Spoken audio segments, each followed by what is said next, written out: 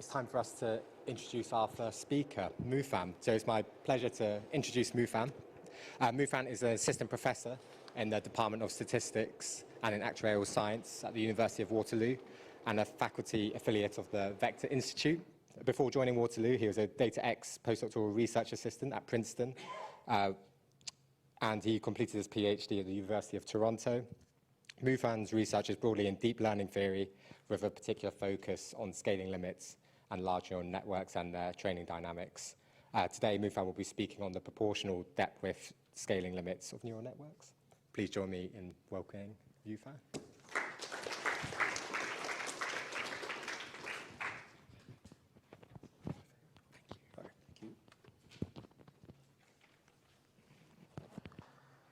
All right, thank you. I want to first thank the organizers for the invitation, for organizing such a nice workshop.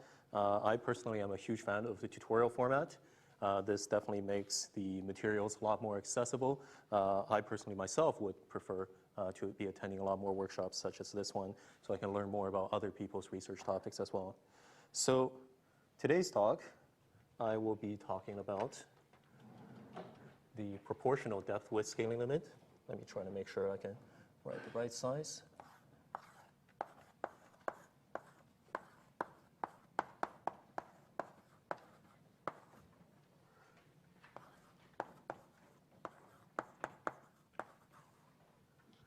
I think I'll just write this much. How's the font size from the back? Everyone good? Okay, perfect. So the first thing that I think a lot of you are probably immediately wondering is, I am studying scaling limits of neural networks. What does that have to do with scaling laws? So let me briefly just do a quick explanation.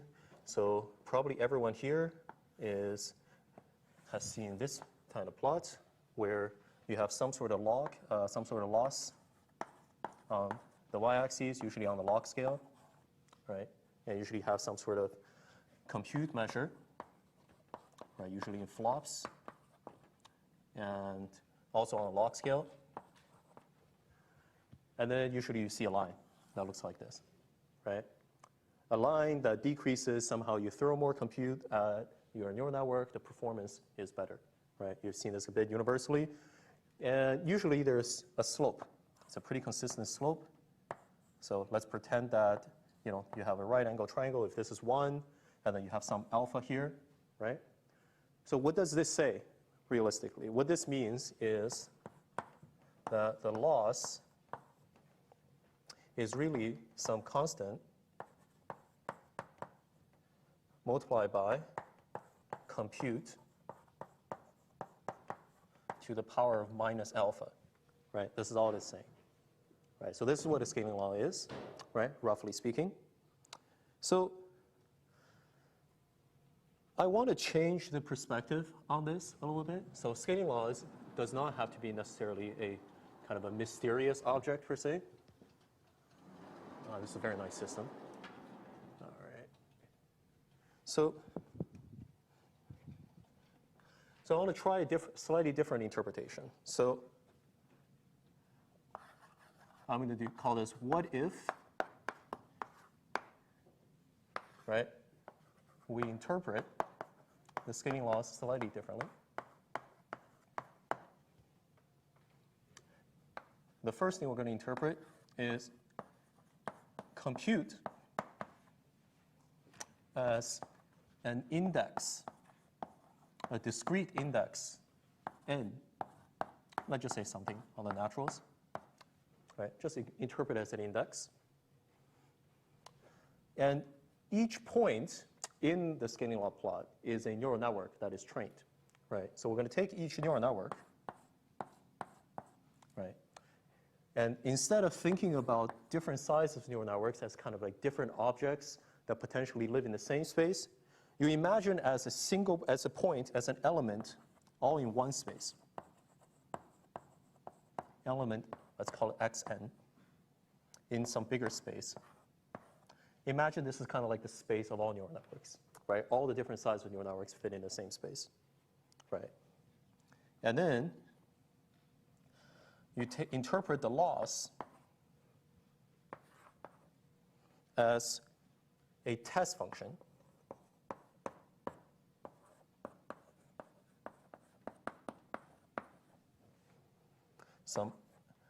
all test function is just that it maps from your big space, it's a function on your big space to the reals.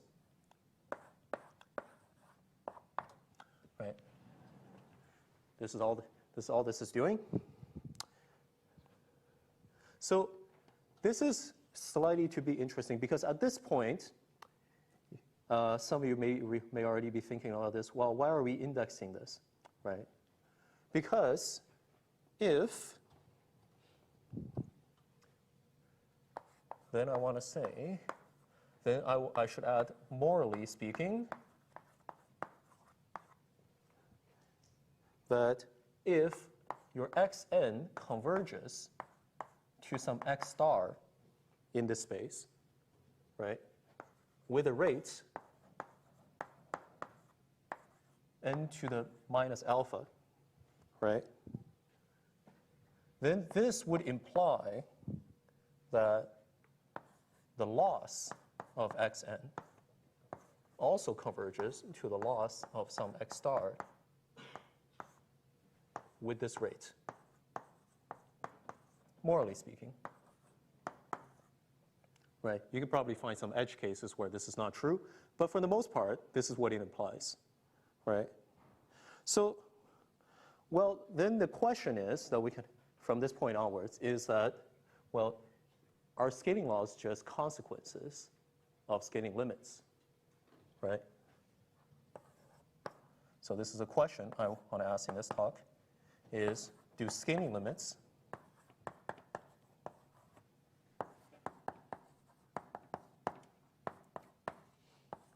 question imply scaling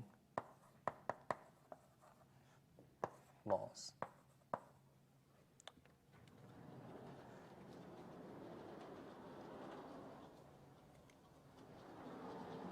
Okay. I pose this intentionally as a question because, well, I don't have a complete answer for this, right? I don't have a complete theory. I think it's a very good guess. Yes?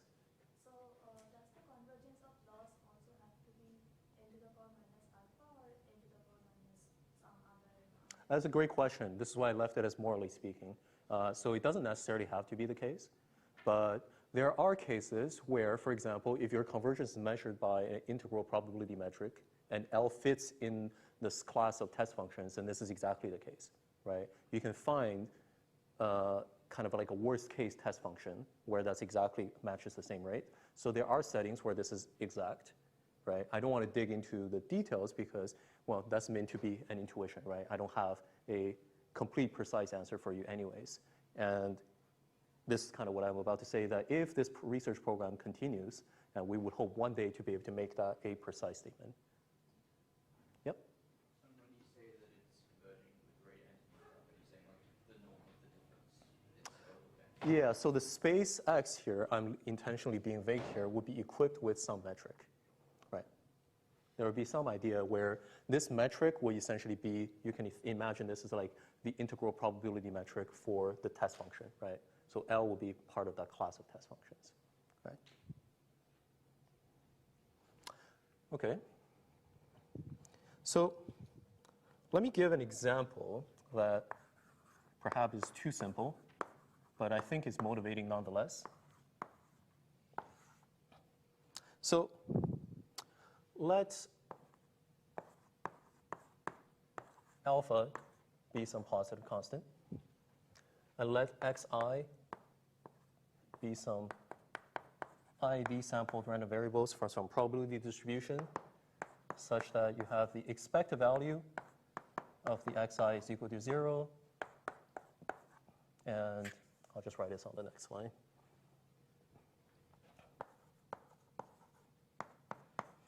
The second moment is equal to 1. And furthermore,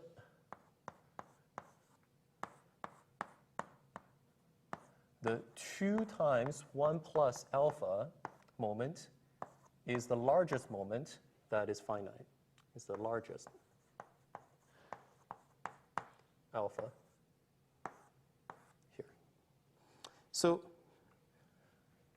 normally, so this is a setting that is slightly different than usual because, well, we all know that the central limit theorem's type scaling sum, right? So we're going to do 1 over square root of n of xi converges weakly to a standard normal.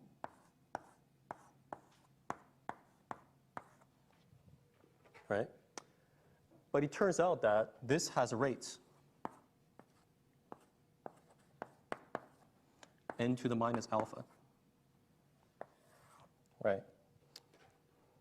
So I guess what my point is trying to say is that this kind of phenomenon does happen in other places, right? If you were to plot, right, a function, a test function, like up there, right, against it, the test function is going to converge at some rate n to the minus alpha as well, right? So you can indeed construct other types, any types of scaling limits of any objects that you commonly work with, such that it converges the right rate.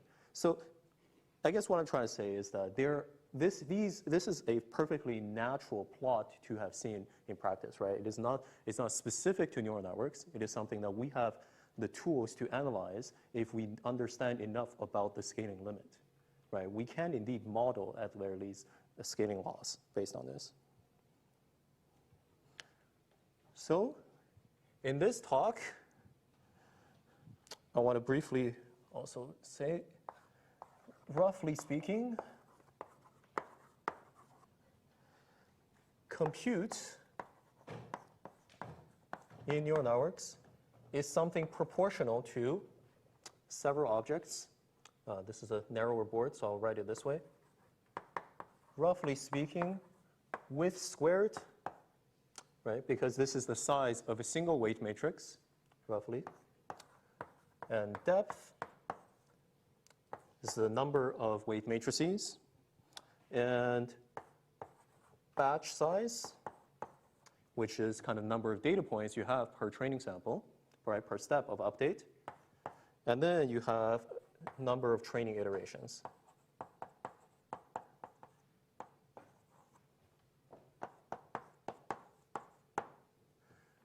So roughly speaking, you have 4 objects that you want to be relatively large when you make compute large, right? When you go to an AI lab and you say, okay, we have twice the computing budget. What does that mean? It means that you want to increase your computing budget in several different ways. Some of them in making your neural networks bigger through either width or depth. Some of them through increasing the number of data points, potentially through either batch size, or using more training iterations as well, right? So you have essentially 4 objects that are going to be very large.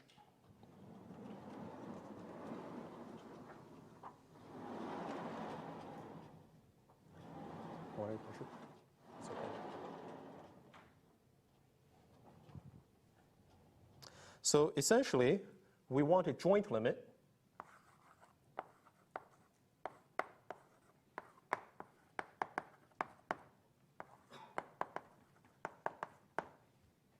of width, depth, data, and training, roughly speaking. And I should say that when I say joint limit, it means we need to specify the relationship, right? So how much are we putting the compute into width versus depth versus data versus training? So most of my work, as well as most of this community work, focuses on width and depth. In fact, actually, a lot of work just focus on width scaling in the beginning. So this is, for a lack of a better word, easier.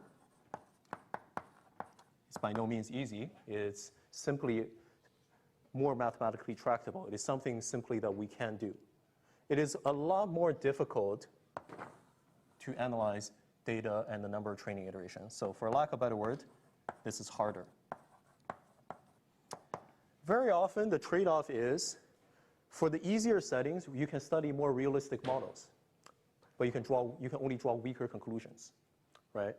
For harder settings, you can study a more complete, for a harder setting, you can you can work with only toy models, right? So easier setting can work with a more realistic model, right? But you don't get as much stronger conclusions as you want. This you can work with the toy model, right? You can get better conclusion closer to what you want. So a lot of the scaling models today that you have seen that are kind of complete end-to-end models that give you parallel curves are closer to this camp where it's on like a toy model of neural networks. And I think that's a perfectly valid approach. So, but instead, today, my work is going to be focused on more the easier approach, right? We can do a bit more math with this, and we say a few lesser things, right? So this is why I also don't want to pose this as a necessary answer, because I don't have a complete theory for you. What I have is, I think, is a pretty good guess on how to start everything. All right.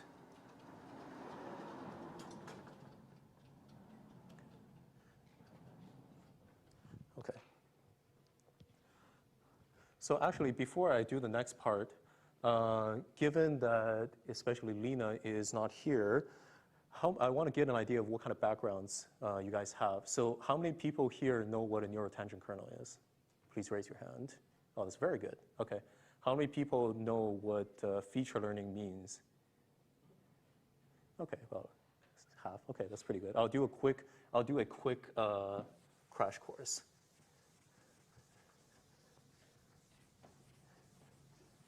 Okay.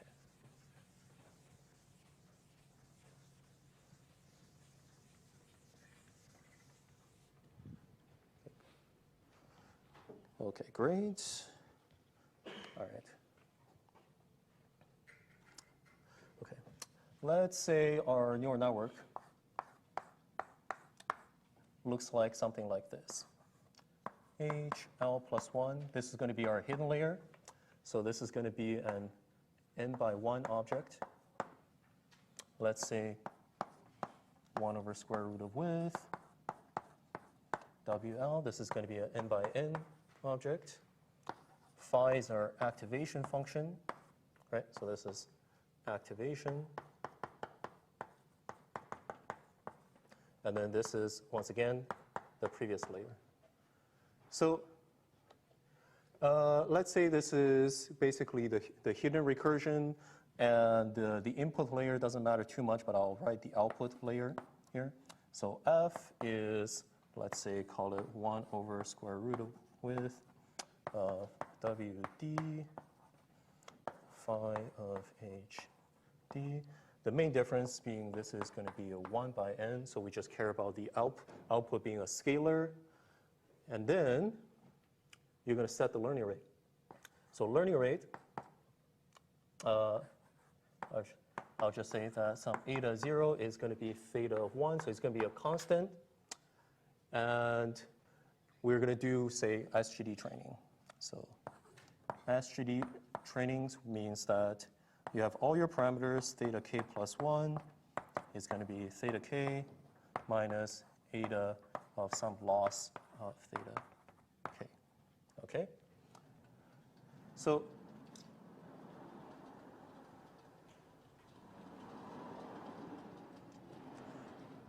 what I just wrote down there, as many of you already know, is the neurotangent kernel scaling, is the NTK scaling. So as you know, NTK scaling has several problems, but the main problem is that it does not learn features. But let me just say a few things here. So there are several ways to think about the NTK not learning features. So the first thing that you can think about is if you view the NTK as a function with some input x, and the network as input x, and you view it as a function of input as well as some parameters, right? In the NTK scaling, what ends up happening, right, is that you can write down the Taylor expansion of this, which is going to be starting from the previous iteration, theta k, right? Your updates from theta k to theta k plus 1. The NTK scaling says that, roughly speaking, you get the gradient with respect to theta of f, and of the change, I'm going to call this theta k plus 1, inner product, plus something that vanishes. In fact, let me just write little o of 1. Let me not be precise here. Little o of 1 in width, right? So something that vanishes. So what essentially you can think about this is that, well, this is linearized, right? Your model only updates in a linear fashion with respect to the change of your parameters. So this is linearized.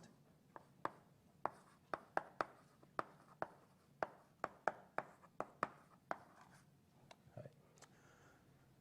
So this is one way to think about the NTK scaling as not learning features, right? You have a linear model, and you're not really learning features. Why is it not learning features? Well, it's because you're essentially doing linear regression with respect to these features, right? So these are sometimes called your neurotangent kernel features, or your neurotangent features.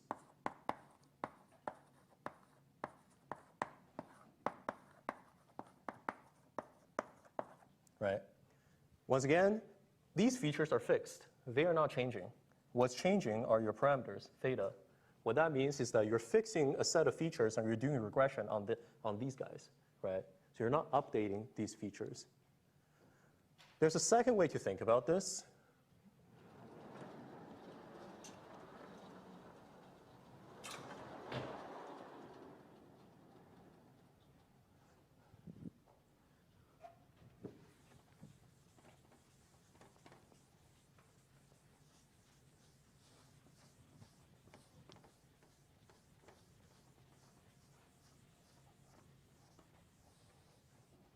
So the second way to think about this is literally imagine the neurons, the hidden layers, are your features, right? So imagine your features are, remember your output is, so your neural network output is f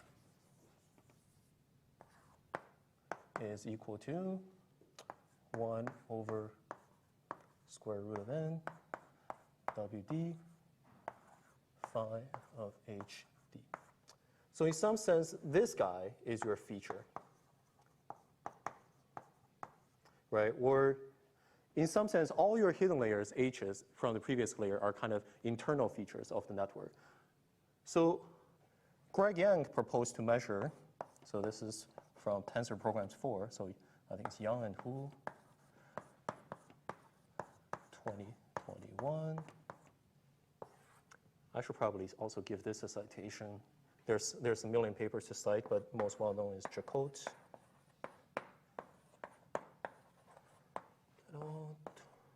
2018. Linearization part, I think Jae-Hong Lee has the better paper, but it's okay. We'll go with this. So propose to measure this object. You can measure the internal features as well as the output. You can measure it in terms of the change from the previous layer.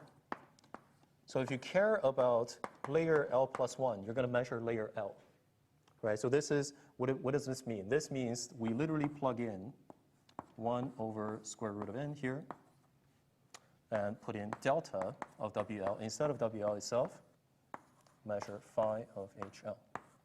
So this guy is updated due to your algorithms such as SGD, let's say, or Adam, your favorite algorithm, and you measure this guy. So Yang Hu defines feature learning if this guy, which is a vector, right? So this guy lives in Rn, right? So it's n by 1.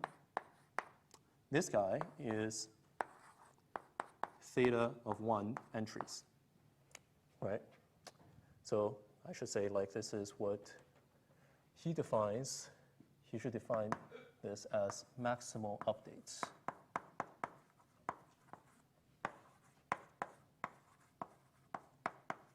Right. Okay. So these are two slightly different views, and on Wednesday in my research talk, we'll actually go into a little bit details about the subtle differences. In the infinite width limit, they're actually equivalent, but they're a little bit subtle, right? So one thing, this is really talking about a sense of features. In fact, this is equivalent to a kernel method. So in some sense, this is really about measuring how much a kernel changes, right? It's about, like, if your kernel changes, then you're no longer using a kernel method. Whereas this is not quite the same. This is really thinking about neurons, right? This is saying, well, you can pretend this is a kernel method if you don't train the earlier weights. If you're only updating WD, the final layer weights, then yes, this is your features.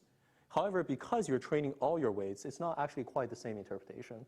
But certainly this is equivalent if you only care about when width goes to infinity. Now, this is already very interesting because, well, we have two different scaling limits already, right? We have one limit, the NTK limit, the neural tangent kernel limit, which is linearized, is actually very nice, and people wrote a ton of papers about them because it's a lot more tractable. But at the same time, this regime, when you are learning features, is actually much harder to work with. But in practice, is actually the regime that you want to work with because, well, it does perform better, right? Learning features is, first of all, from even a heuristic point of view, a good thing, but we also see that there are other desirable properties from this as well. So many of the other talks in this workshop will be actually telling you a lot more about this MUP regime. In fact, Blake's next talk will be. So I'll probably just stop here, and I will continue on to talk about my talk, because there's actually yet another scaling limit that can learn features that is not doing what MUP is doing up there. So in this talk,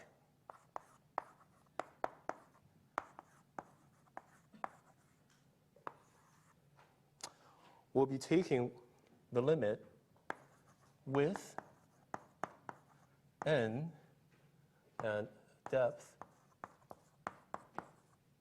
d to infinity, and then the ratio converges to a positive constant. I should briefly suggest write something here without skip connections.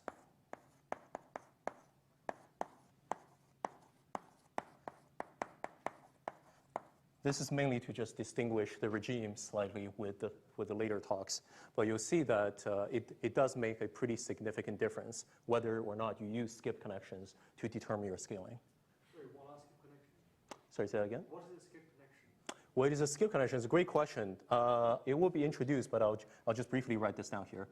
A skip connection is anything of the type, if you write HL plus 1 is HL plus something, right? So in a graphical form, you can imagine that you're connecting a previous layer's neurons directly to the next layer's neurons, along with another connections with some other weights. So this is why it's called a skip connection, right? But we will not be talking about this. Yes. Yeah. We're only considering MLP, so. We can extend to other architectures. Well, I'll only briefly talk about this, but we can do transformers. You can definitely do convolutions, and that's all good. I think recurrent is potentially the most challenging in this regime, but you'll see. Yeah, you'll see. All right, let's see. The next board is here.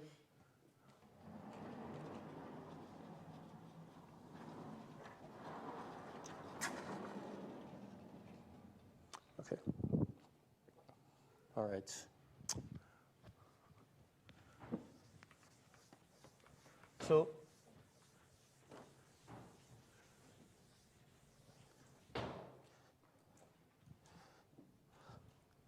So let's do a quick warm-up of how this limit works.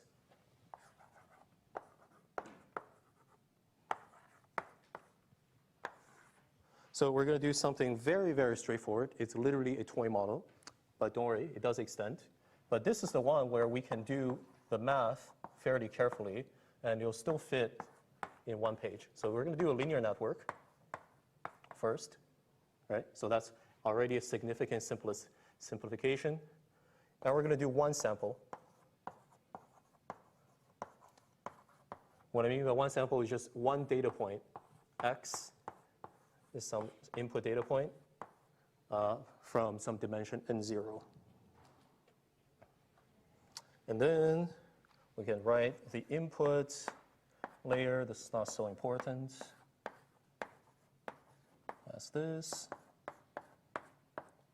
W0 multiplied by x. And the W0 is going to be an n by n0 vector. Sorry, this is just n0 by 1.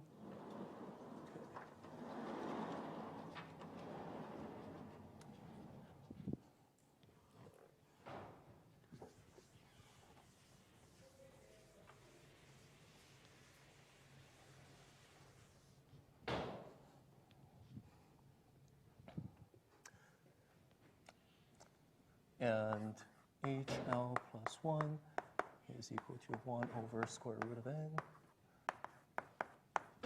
WL, HL, so this is n by n, this is n by 1. The output won't matter too much. I guess I should have also said this is also at initialization, but I'll say that in 1 second. So this is WD, 1 by n, H. Okay, and then we'll say all the weights. So are at initialization, so they're all IID standard Gaussian. And the L ranges from 1 to D. Okay.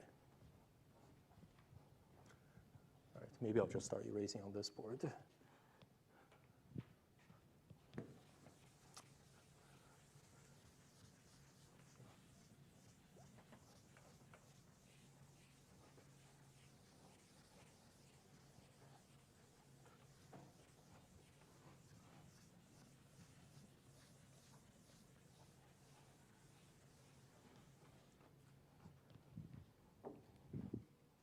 All right. The goal is to study the distributions of both the hidden layers as well as the output. We're going to do it at initialization first. For most of this talk, we'll stay at initialization. And during my research talk, I'll talk about training. All right. As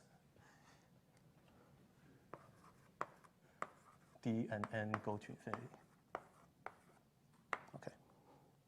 All right.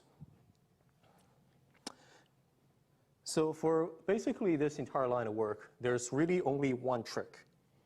And the one trick is to condition on the right object. So trick is condition.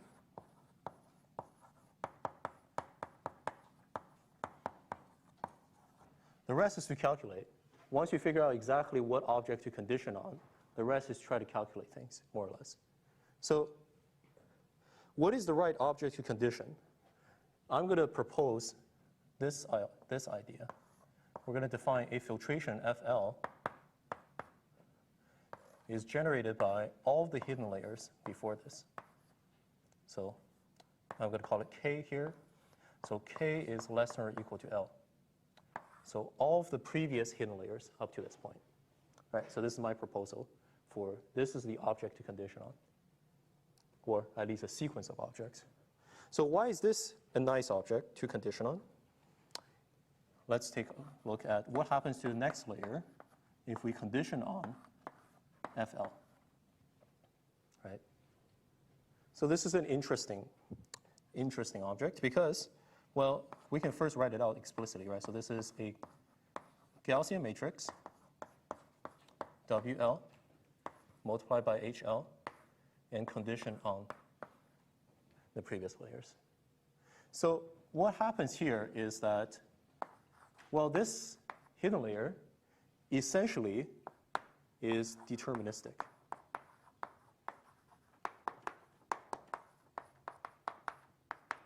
Right? It's not literally deterministic, but when you condition on it, you can kind of treat it like a deterministic object, right?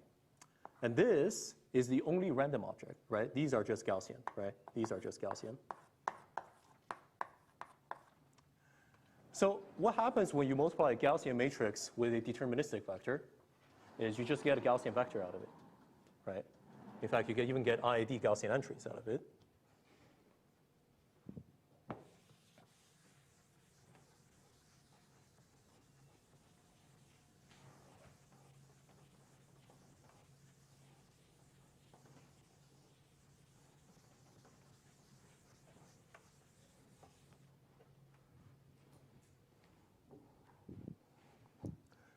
So this object, I'm just going to write it down again, HL plus 1, condition on FL, is actually Gaussian,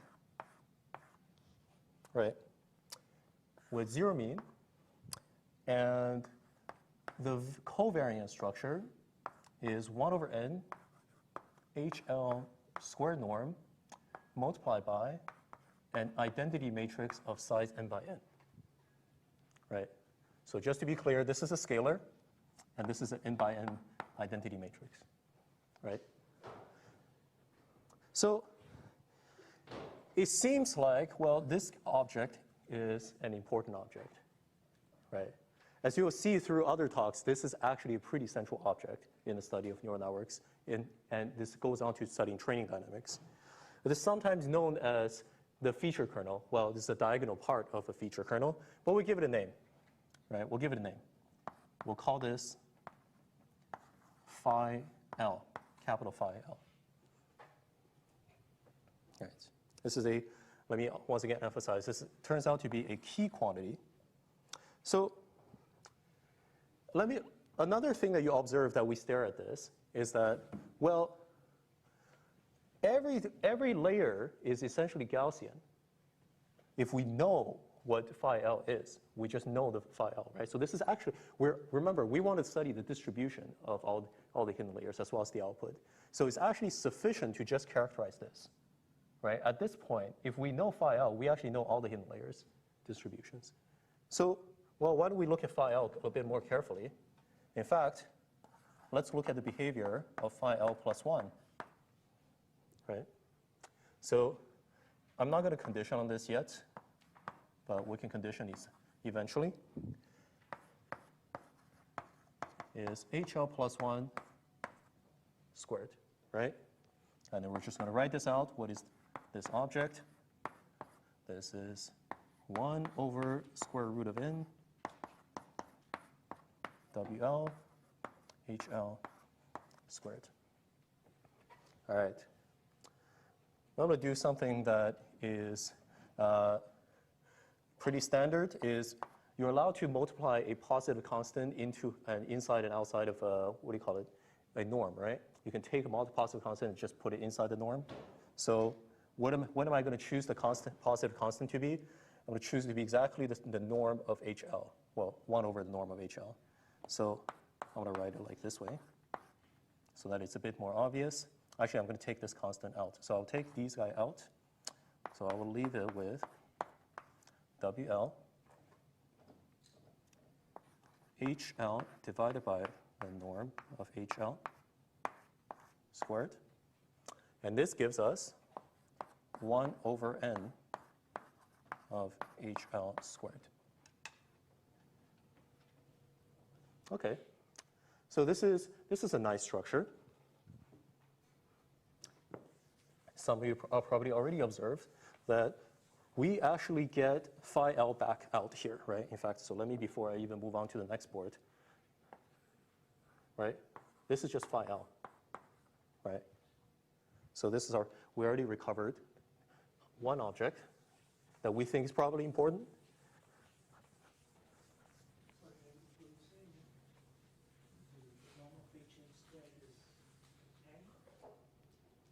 No, here's what I did.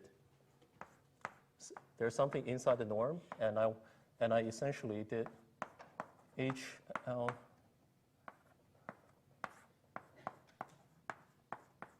and I put the denominator inside the norm. Does that make sense? Yeah, does that make sense? Yeah, okay, great. So this guy, as we know, is Gaussian. In fact, let me be a bit You don't even need to condition on this, but let me condition on this. Let me condition on this. It is standard Gaussian with just identity covariance. And then if you take the square norm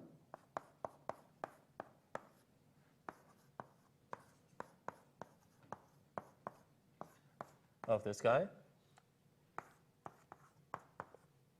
then this is chi-squared with n degrees of freedom, right?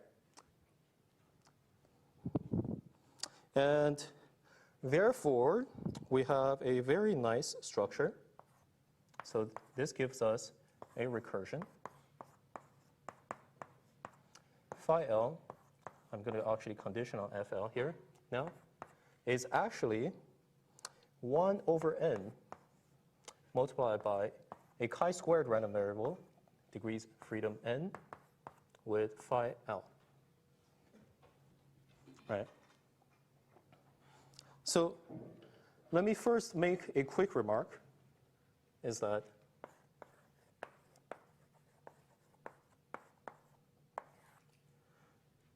we actually have a very nice structure.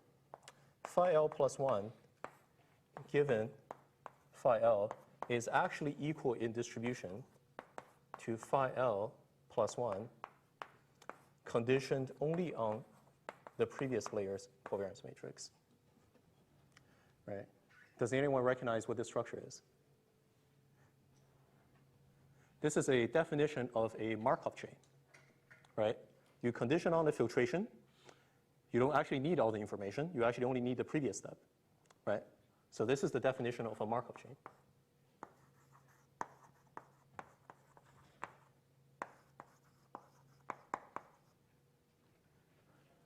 This is exciting because, well, we know we like Markov chains here, right?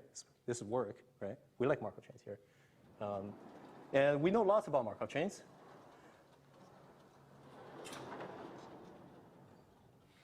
And in particular, we actually understand convergence behaviors of Markov chains quite well in several different ways.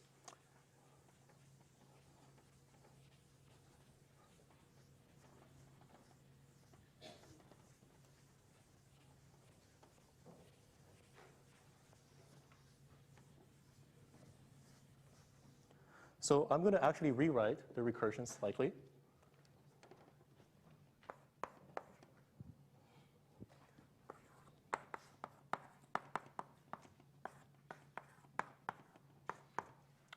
I'm going to write it as phi L plus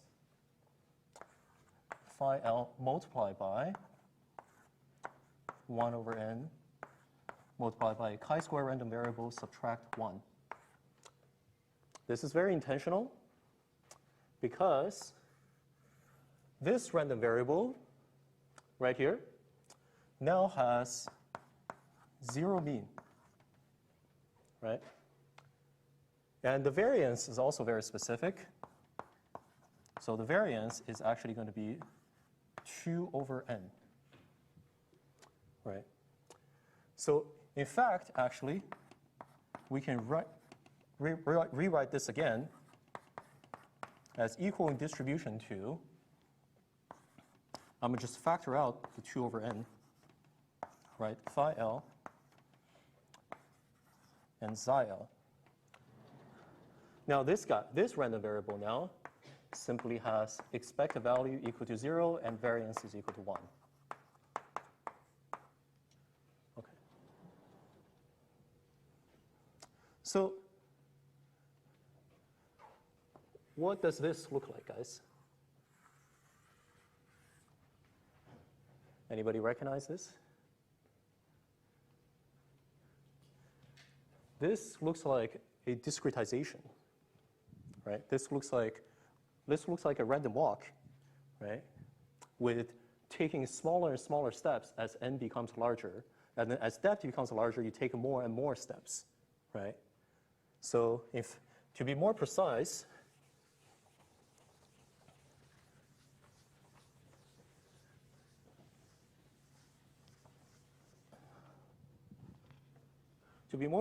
let's call this star.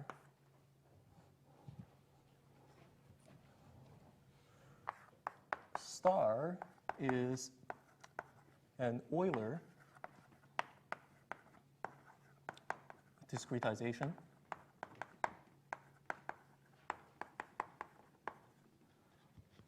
of the SDE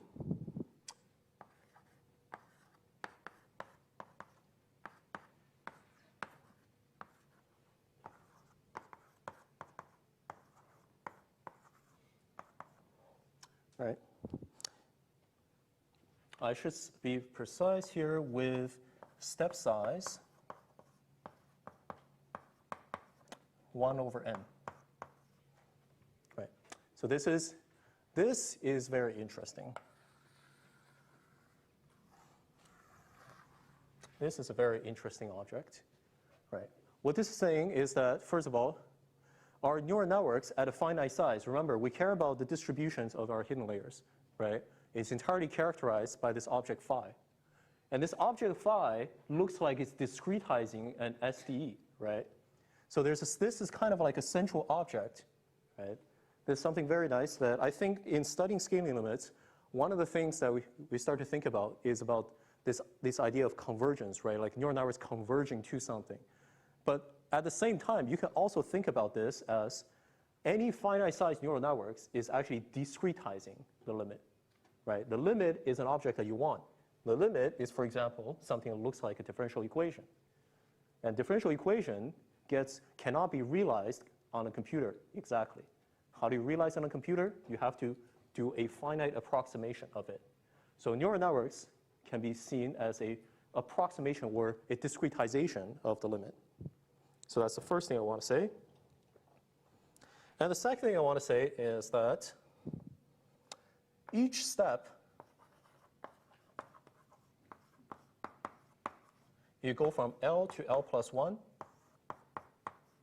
with time increment, right? The time increment is 1 over n. There's a sense that this time here is, each step is this. So therefore, total time, in fact, let me call this total depth time,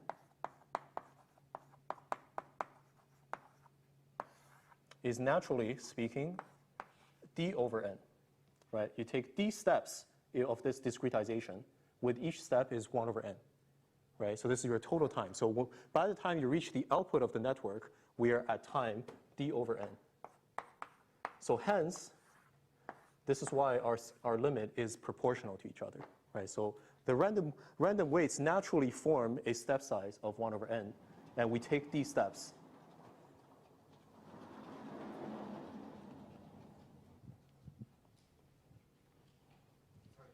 Yeah, go for it.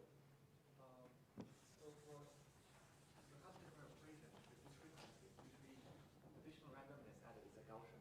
Great question. But here you have a chi-square. Great question. Yeah. It does not necessarily need to be a Gaussian, but yeah, you will be correct that it's not a typical Euler discretization. But it turns out that as long as you match the variance structure, it actually kind of doesn't matter what random variable you use. It is always going to converge to the right object.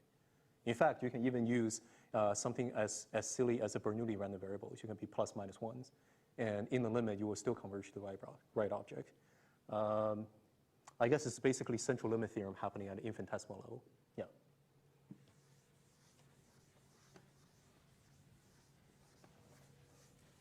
Well, but then there will be tails that behave differently than just the tails that you get from the SDE. We so far haven't been discussing training. But you will be right that when you're a finite size, there can be different tail behaviors. But in the limit, as long as your second moment exists, it will converge, right? Sort of like in central limit theorem, you converge at different rates, right? Because sometimes you have fatter tails, and that determines the rate of convergence.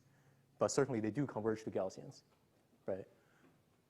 Yeah, the way to think about this is really, in fact, actually, this we can really rewrite it as central limit theorem just because it's so straightforward an example.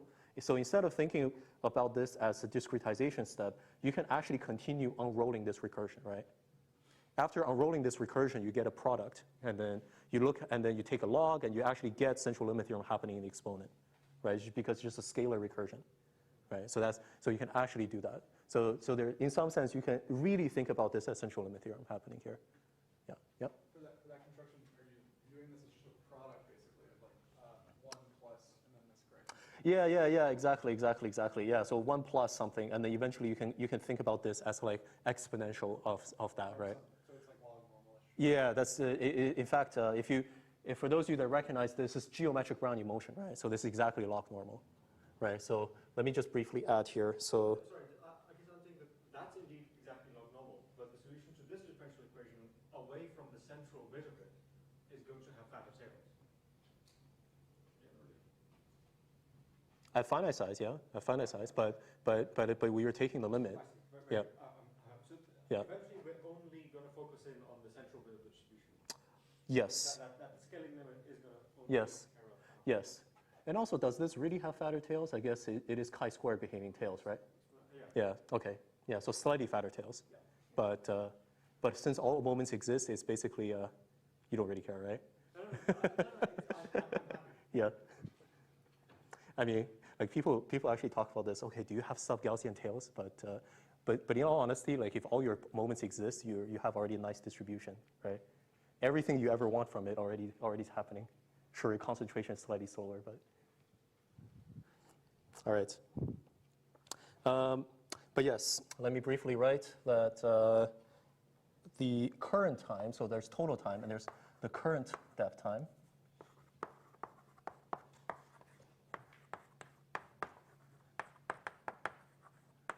You can think about this as tau is equal to L current index over n, right? And then you can also think about, well, roughly speaking, another way to think about this is like if you want to do this continuous time, actually, so continuous, if you want to do a continuous time,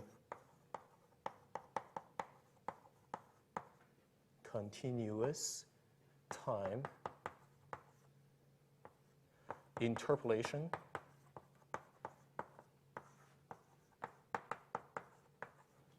you would write it as phi with a discrete index, but it's just tau of multiplied by n, and this is the floor operation, so this is floor. Floor basically just means you round down, but it honestly doesn't really matter, just convention. It depends on whether you want the left continuous or right continuous process. And then yeah, this is also geometric Brownian motion, which means the distribution is log normal, right? So you do get a lot of information out of this. The log normal part is not particularly important in my opinion because, well, in general, we don't have such nice closed form solutions for these SDEs. We can get some other things. I'll tell you guys as we go. So 249. Kevin, remind me, I have until like 3:30? 3:30, perfect. All right.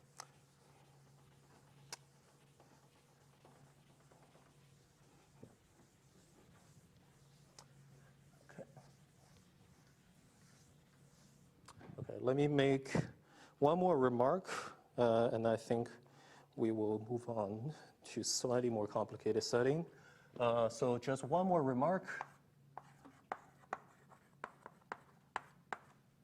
is that, remember, the output is conditioned on the last layer is Gaussian with respect to phi d, right? And then we cared about the hidden layers, remember. This is phi L.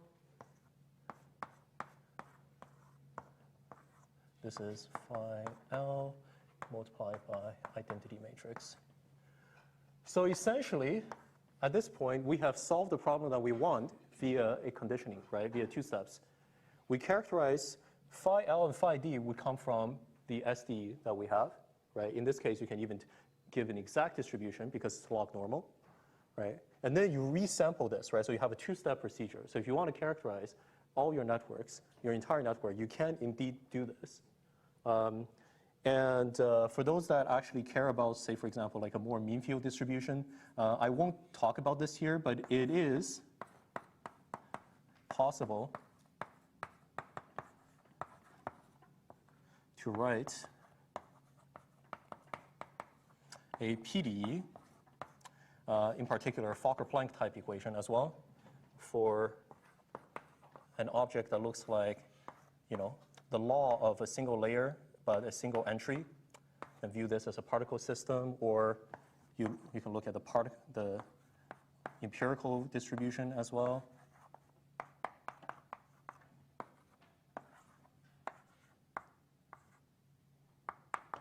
Right, so you can indeed get PDEs for these kind of guys. I won't talk about it, but yeah. So this is, in fact, there are not a lot of nice properties that you can play with here.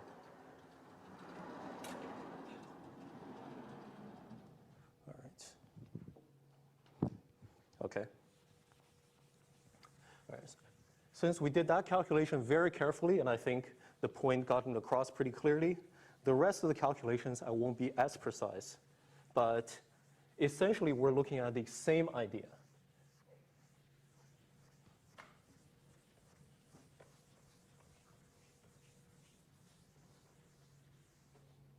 So for example, when you have multiple data points,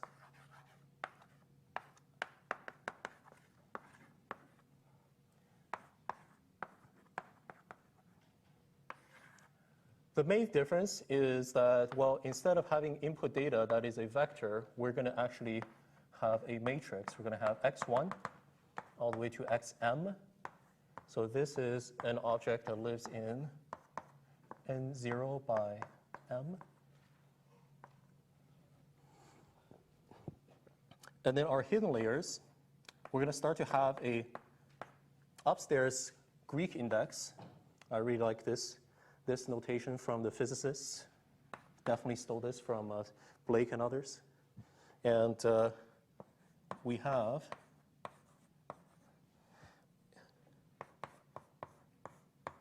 WL, HL, alpha. So each alpha just corresponds to which input it is taking in. For example, when alpha is equal to 1 corresponds to x1. This could be your hidden representation of a dog. If alpha is equal to 2, it could be hidden representation of a cat, etc. So alpha is ranging from 1 to m. And then you can also write this in matrix form. So HL can be HL1 all the way to HLM, etc. All right. It's going to be basically the same trick. So to calculate the recursion behavior, we're going to do the exact same thing. We're just going to condition on the previous layers, except the only difference is that instead of the same matrix multiplying by only one single vector, we now have to handle the multiple vector case. And it's not too bad.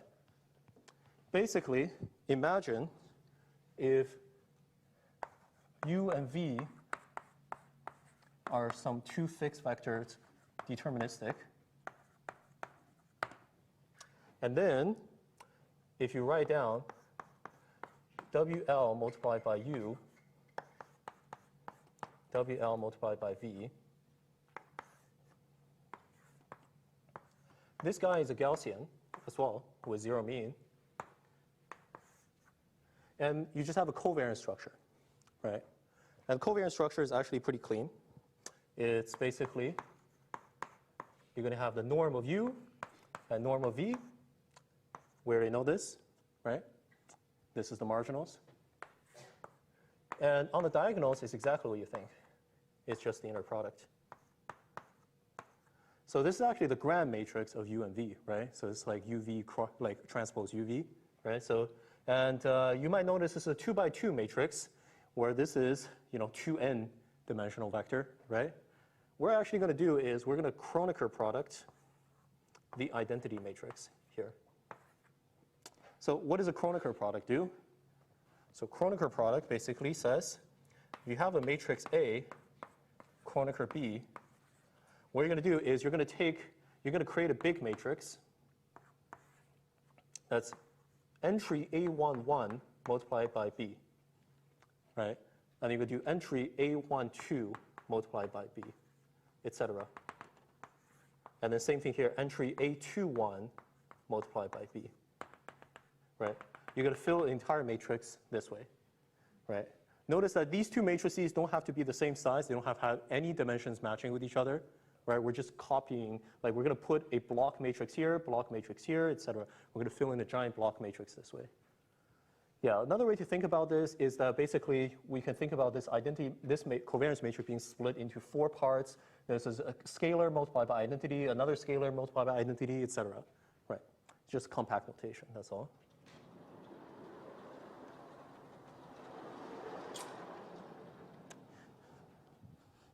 So just so I understand, Yep. so we're basically saying that our covariance matrix, we have along the rows we have like covariance for data, and then along the columns we still have the same identity covariance. I'm just going to write it out a bit more clearly, and I'll erase it just so that it makes a bit more sense. So it's this is the covariance matrix.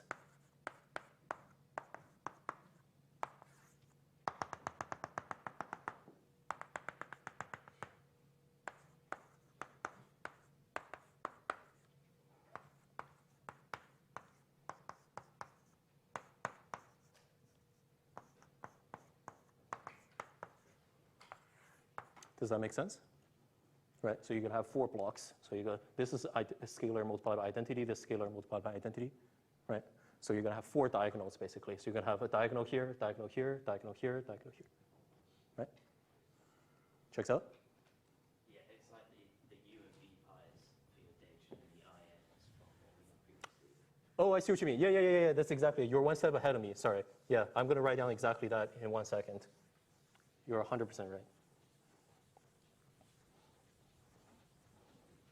All right.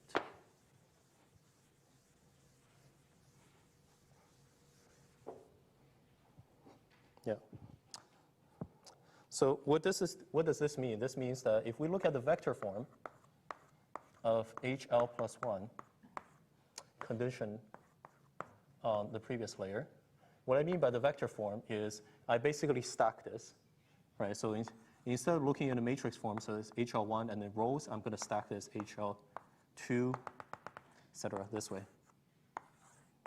right? So this is a giant vector. Why? Because it matches that form, and you can write this pretty explicitly in a very nice condensed form. And it's going to have 0 mean, and you're going to have 1 over n. You have HL alpha, HL beta. Let me write this bigger, actually. This is important. Let me write this bigger.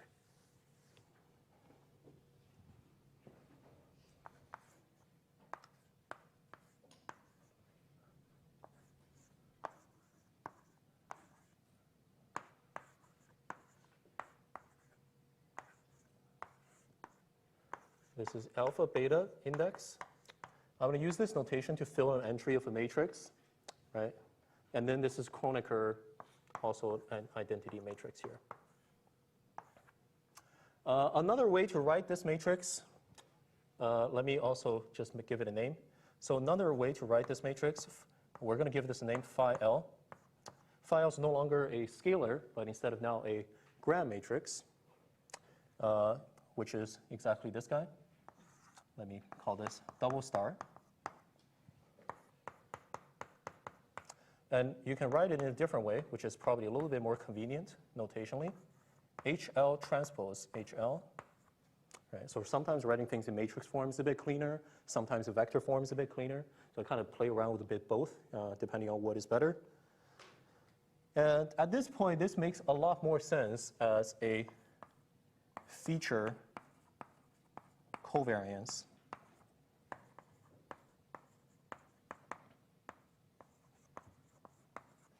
matrix. Right.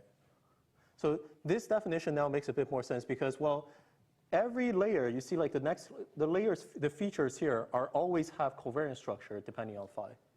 Right, so this, and in fact, if you look at the output across different data points, right, at the end of the day, this is actually a covariance structure across different data points. Right, so this is why it's an important object that we study. And in fact, I should say that when we talk about feature learning, at the end of the day, this is really kind of the core object that, one of the core objects ways where you can see this as whether or not a feature is being learned, right? If this feature covariance is being updated, then you are learning a feature. And for those of you familiar with the linear regression analysis, your data covariance structure is indeed, in fact, actually what determines your statistical performance as well. So at the end of the day, if you want to eventually analyze, how well statistically your network performs, which we can only do in toy settings, but anytime we do this type of analysis, essentially we care about the spectrum of this matrix, right, at the end of the day. So this is why this matrix plays an important role in kind of multiple places here.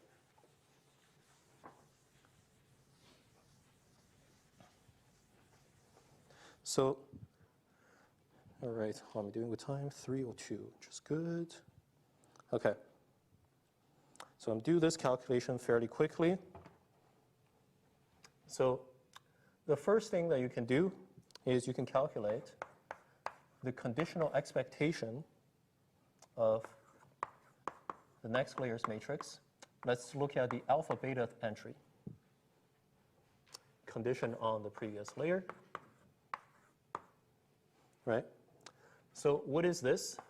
This guy, we can write out the inner product form, but actually this one is a bit more convenient to write out the sum form, because we'll realize that this is actually an IID sum in the law of large number scaling, so we can actually move the expectation inside.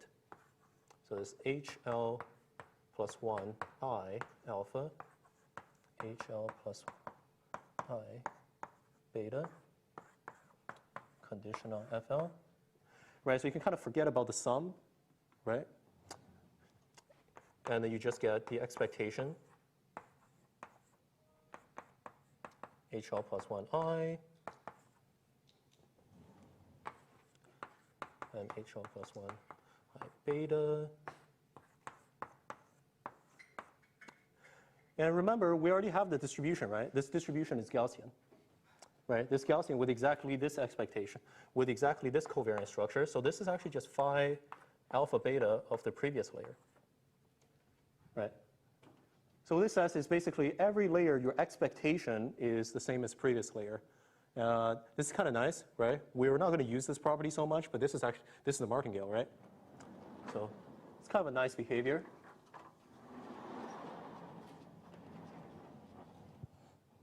But the main reason we're actually computing this is that, well, since we know the expected value, we can subtract this and compute what is the leftover kind of residual variance there. Because remember, we're expecting this to look like, a discretization of SDE. So we kind of want to subtract away the previous iteration and, put it back and then calculate whatever is each layer incremental contributions. So in this case, do this calculation is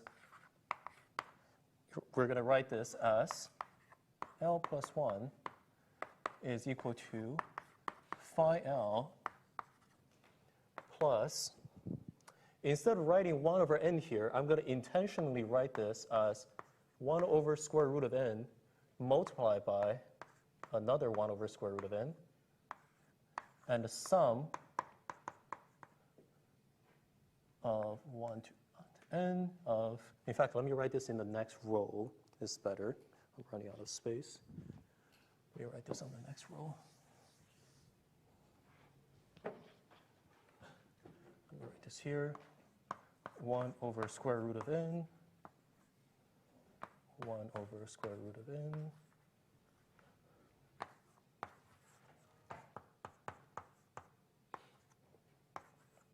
HL plus alpha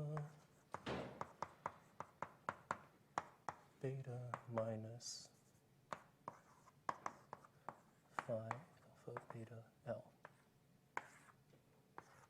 Great. So why am I writing this in exactly this way? Is because these guys are IID with 0 mean. So this actually forms, we don't care so much about what it converges to per se, but it forms a CLT scaling, so we know it's the right scale, right? So this guy is 0 mean with some finite variance. That's also not vanishing, right? This is essentially what we would call a theta 1 object, But in fact, let me be a bit more precise. So its expected conditional expectation is 0, and its conditional variance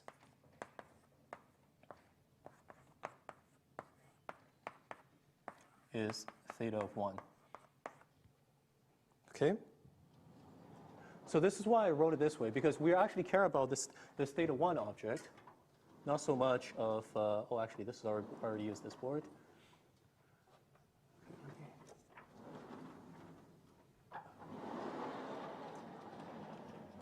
Let me put this here.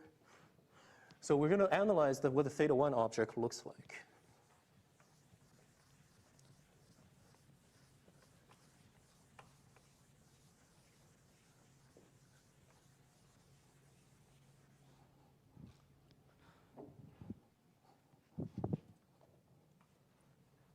So before we do that, let me also write that at the same time, we actually also we can look at another entry of this covariance matrix, phi of gamma delta, that you can also write this as phi of gamma delta L plus 1 over square root of n multiplied by some object here. And in fact, actually, so this object will be depending on, let me just write this out to be precise.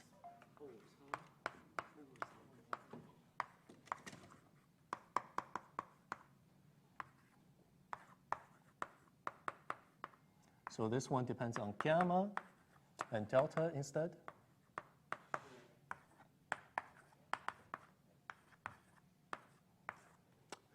So when you care about the evolution of a whole matrix, you kind of have to, and then you have random objects, you need the covariance of these random terms, right? So this is one random term, and that's another random term over there. So we care about the covariance of these structures.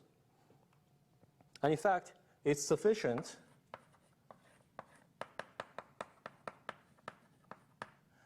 to just to compute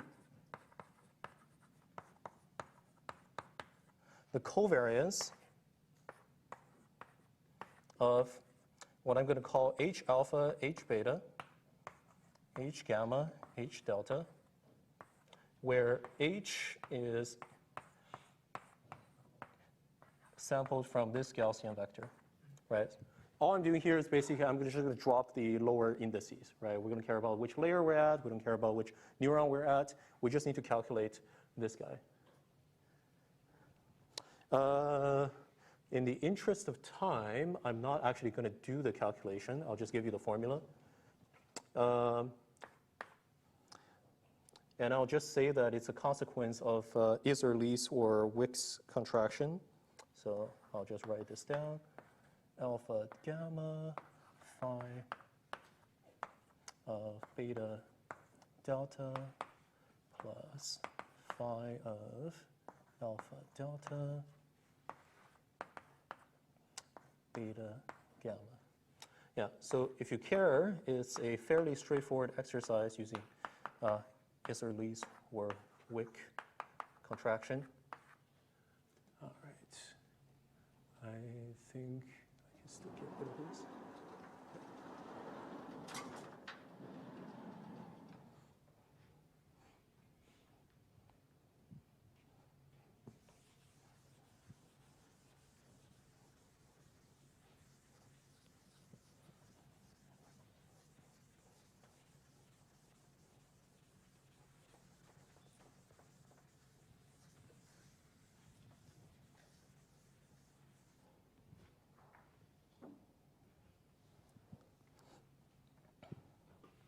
So what this means is the recursion looks like something like this.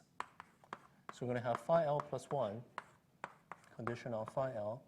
And I'm going to actually flatten this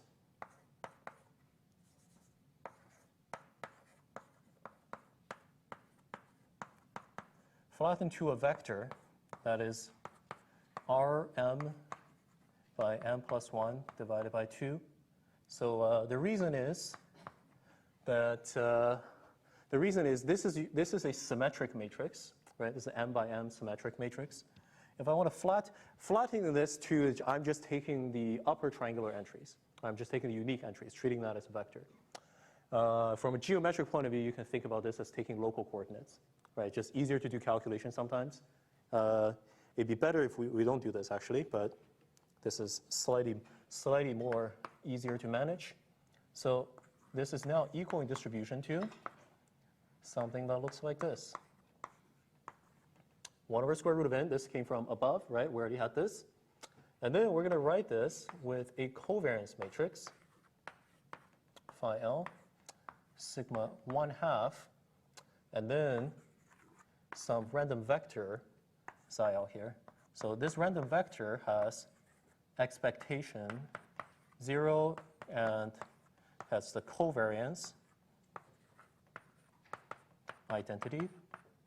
So essentially all I'm doing here is I'm just writing the covariance structure explicitly. This is the above formula. So this is phi of alpha gamma beta delta plus phi of alpha delta phi of beta gamma.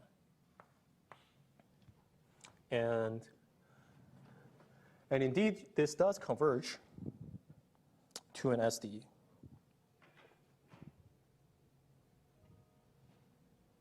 So let me write this out. So we could think about this as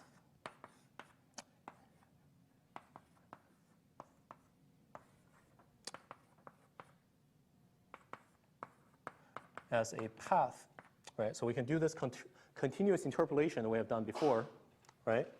This path, this object, is an object that lives on a kind of a path space, and it's a random variable in a path space, and it converges to the solution of the SDE.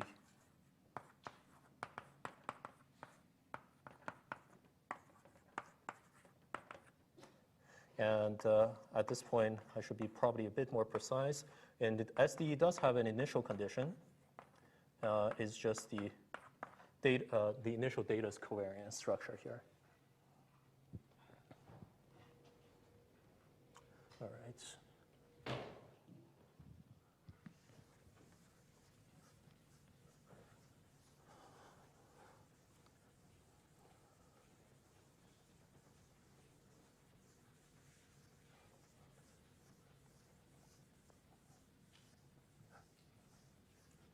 Okay. There's a couple of things I want to briefly comment on. I won't write them down in the interest of time. There's a matrix form for this, so this is a local coordinate form. So you can't write this in matrix form, right? If you think this is completely unnatural to do this flattened thing, which I also kind of agree. So there's a way to write this. It's not necessarily more beneficial always. Sometimes it's easier to work with. The second thing I want to say is that if you're curious about geometry, there is a sense that this object is something fundamental. This is something called the alpha invariance co-metric. So it actually has something to do with the geometry of symmetric positive definite matrices.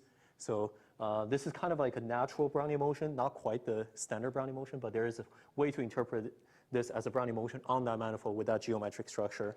That I will not talk about so much today. All right. So in a nonlinear network, which is something I want to end up at, I want to do something slightly different.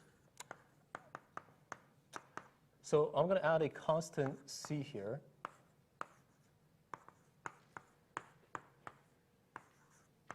And there's going to be a phi of HL.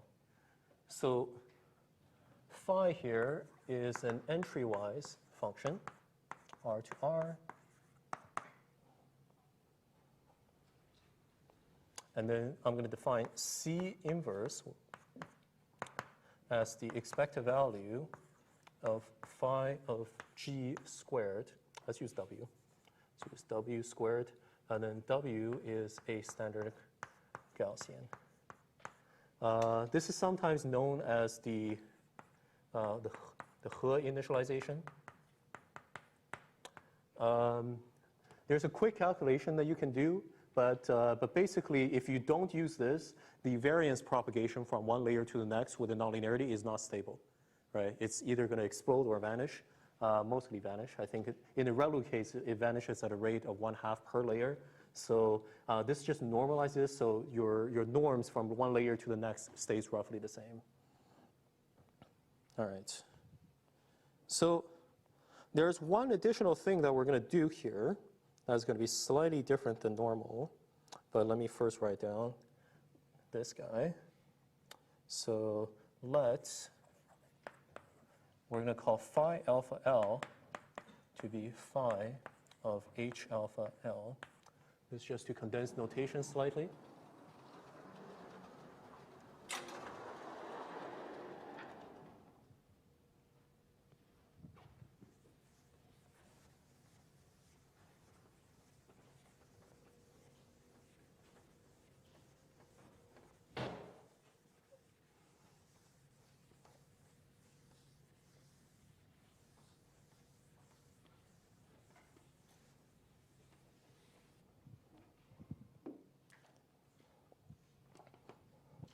Then you have the vectorized form of HL plus 1, kind of like before, is also Gaussian, but now it has a matrix, actually it's C over N, with inner products using phi instead of H's.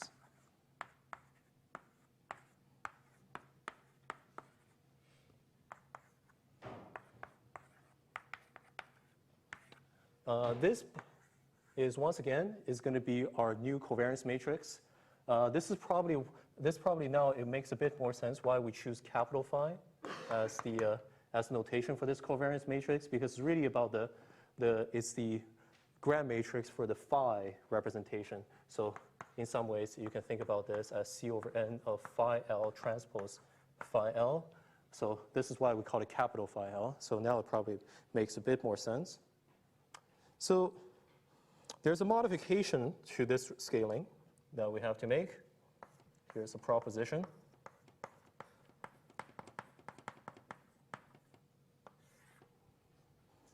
Is that, well, if you take the correlation structure, rho alpha beta L, in fact, let me just drop the alpha beta as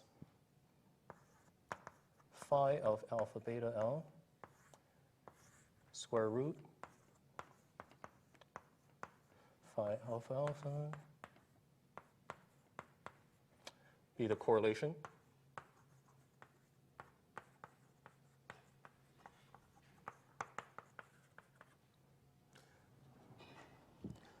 You can show that then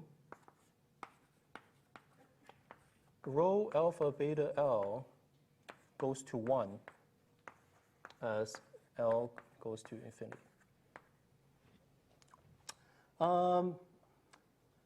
This is a weird phenomenon, right? What this is saying is all the hidden layers are going to become the same, right? All your different inputs, you have an input of a cat, input of a dog, all their representations eventually have perfectly correlated, right? They're going to be pointing to the exact same direction. That's very uninteresting from a theoretical point of view, but it's really not the most problematic part. The most problematic part is that is actually in practice, this leads to some numerical instability. This is sometimes known as rank collapse in transformers. And it actually gives you vanishing gradients.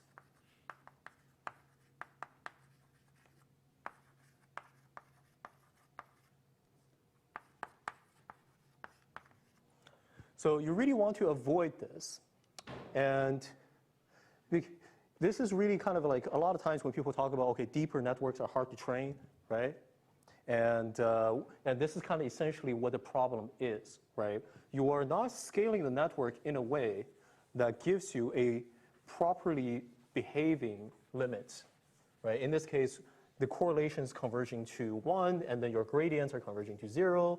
So this is non-numerically very well behaved. Now, there are various solutions to this.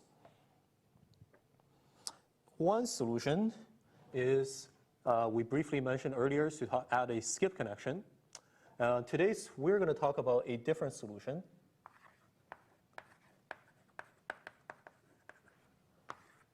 We're going to shape the activation function. What that means is we're going to make, so as the depth and the width go to infinity, we're going to have phi of x converges to just linear. We're going to weaken it. Right? It's really weakening about this. The issue of this is the nonlinearity is too strong. You iterate like a non-trivial amount of nonlinearity infinitely many times. That's the problem. So the more times you want to iterate through this nonlinearity, the weaker you want nonlinearity to be. Right? This is how you're going to get numerical behavior, proper behavior. In fact, this is really behaving like a fixed point iteration, whereas what we really wanted this to behave like is a discretization of a differential equation. Yep? That statement was Yep. N was fixed here, or N is also going to infinity? Actually, in either case, this is true. Yeah, in either case, this is true. But if you want to be precise, the easiest way to show this is when N also goes to infinity. But you can do this either way. Yeah. Yeah. So N goes to infinity will not kill this. N goes to infinity makes this worse, actually. N goes to infinity makes this literally a fixed point equation, actually. Yeah. So if anything, small n saves you a little bit. Yeah, slows things. That makes things a little bit harder. Yeah. Yeah. So, for example, in the Waterloo case, we're going to consider the activation function of this form. We're going to now use S for shape, subscript S. We're going to have two coefficients, S plus for the positive side of the Waterloo, and then S minus for the negative side of the Waterloo. And then the coefficients, S plus minus, are going to be approximately 1. There's just going to be some constant we're going to call C plus minus divided by square root of n. Really, we should think about this as square root of depth in some sense, but because depth and width are proportional in our regime, you can think about this the same.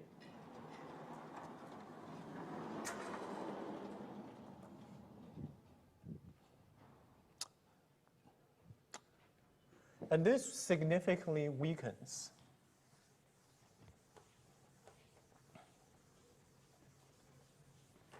the nonlinearity. In fact, you can show that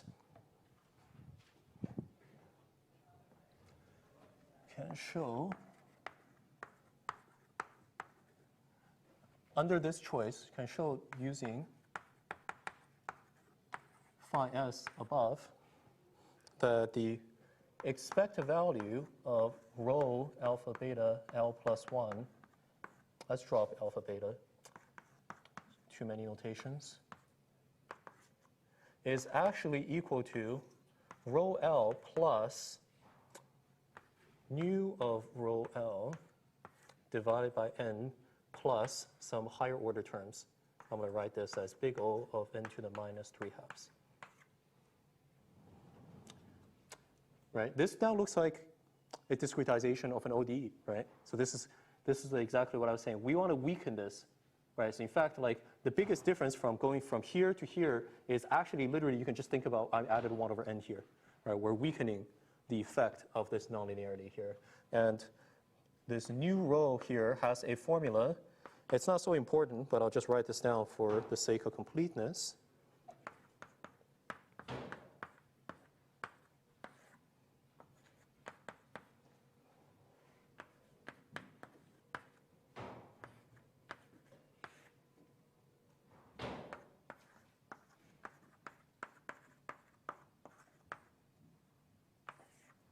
All right. The reason why I write this down is so I can state the theorem. Okay.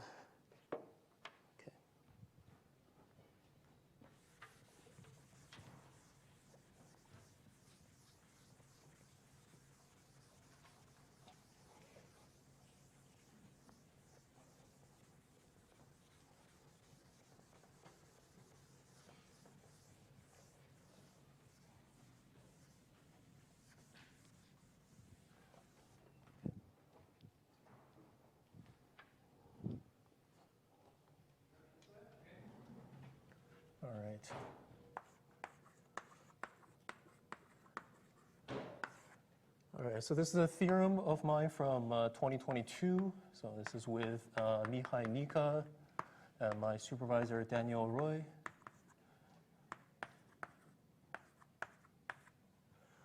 And basically, we're going to take depth, width to infinity with the ratio converging to tau. And you can look at,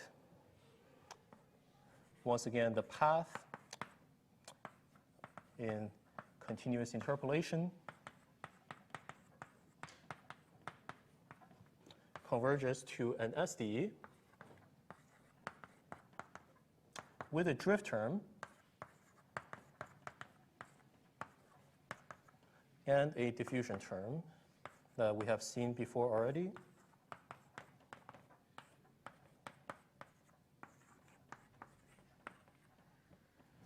And there's an initial condition, as we have seen before. And I'll tell you what the drift term is.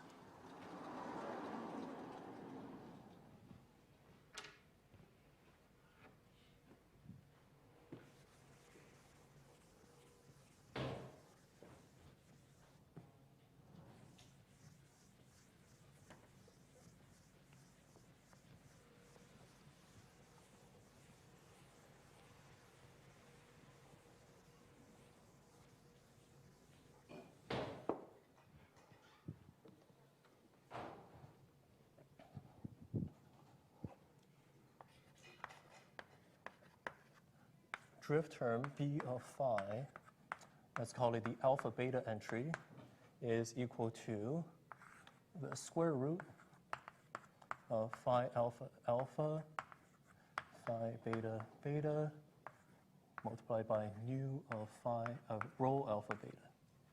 Right. In some sense, the drift is not affecting the variance, the diagonal of the matrix, but it's only affecting how the off diagonal is behaving in some ways. All right. Okay. So the final 2 minutes, I just want to say a few remarks.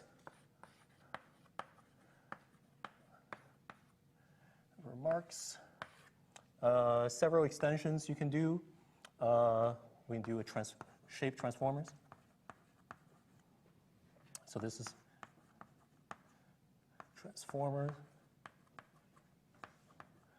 This is a paper with my collaborator, Lorenzo Noci et al. In 2023.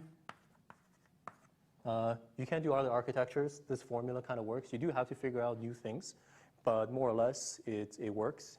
I would not be surprised if you try to come up with an architecture that I can find a ways to basically make this compute what the limit is, at least at initialization, how to scale this. As you might expect, recurrent networks may be a problem because we kind of need each layer to be random, independent. So this may be a problem. So recurrence, perhaps, kind of the only real bottleneck in here. There may still be ways to scale it, but it may not be that straightforward. Okay. So training is possible. I'll just say Wednesday. Okay, I will talk about this on Wednesday as well. So the framework looks like it relies on IID weights, but turns out training dynamics has enough structure that we can still use this framework, and I'll talk about that. We can calculate the spectrum of phi, let's call it phi d, in the linear case. Let's say for linear. There is a regime where you also take the number of samples to infinity and the input dimension to infinity that we can calculate this. I should also add this should be archived this week.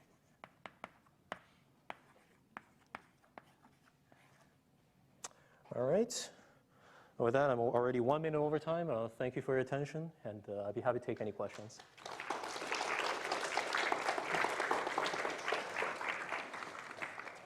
Thank you for a really, really amazing tutorial. Thank you. Do we have any questions? Yes, I'm going to run over with the mic.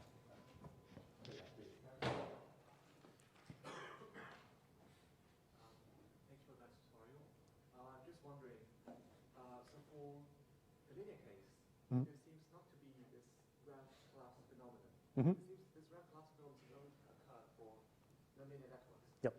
But I'm wondering, so what's the intuition why the correlation goes to 1 in this nonlinear stuff? Yeah, that's a great question. And the short version is really this is behaving like a fixed point equation.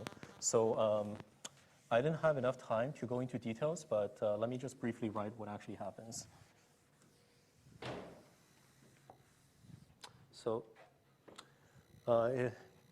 literally what happens is that you have something that looks like, so especially if you take n to infinity first, actually. So rho L plus 1 is literally just a deterministic function of rho L, right? So this is now a composition of a fixed point iteration of rho 0. It just happened that the stable fixed point is at 1. So this is also answers your earlier question about what happens when n goes to infinity. Why does that hurt you? It's that you literally become a fixed point equation. So it turns out that you have an unstable fixed point at -1, and you have a stable fixed point at 1. Exactly, it turns out with this. And you compute this function exactly. It's essentially related to this function. It's almost, I think it's just getting rid of some coefficients in the front and plus rho or something like that. Yeah, it's almost exactly that function. Yeah. Any other questions? Yes.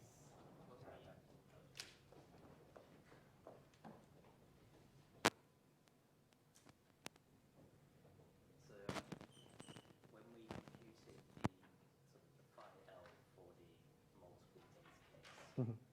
We ended up with an expression which was sort of had an alpha, a beta, Yeah. gamma, and a delta. So was that basically saying we have sort of a covariance between 4 different data point types? That's right. That's exactly right. That's exactly right. So the way to think about this, let me just erase a few more things here. So is that we care about the evolution of an entire covariance matrix, right? So phi L is some matrix here, right? You have like phi 1, 1, phi 1, 2, etc., and then phi 2, 1, right? And then it turns out the evolution of this guy is dependent on, say, like, I don't know, another good example is like 5, 3, 4, let's say, right? So it turns out these two evolutions depend on each other. They're dependent. And that dependent structure is characterized by covariance that involves all 4 of the index 1, 2, and 3, 4, right? So this is why you have objects that look like, sigma of alpha, beta, and then gamma, delta, right? Whereas alpha, beta is referring to this entry, and then gamma, delta is referring to this entry. Yeah, it's a good question. Okay, any more final? Yes, we'll call this one the last one. And then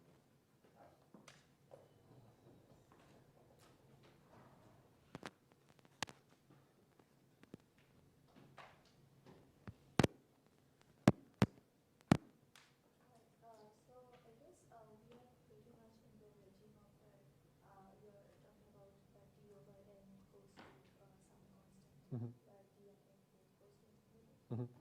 So I guess this is a pretty open-ended question, but so in your distribution, so there are some results which show phase transitions. Mhm. Have you found out? That's a good question. Not at initialization that I know of. This is actually a pretty continuous parameter. In some sense, you can think about this as tau bar is index in terminal time, right? Of an SD that actually has global existence. At least in the cases we can prove that has global existence. So you can think about you're taking this SD and you can run it up to any time that you want.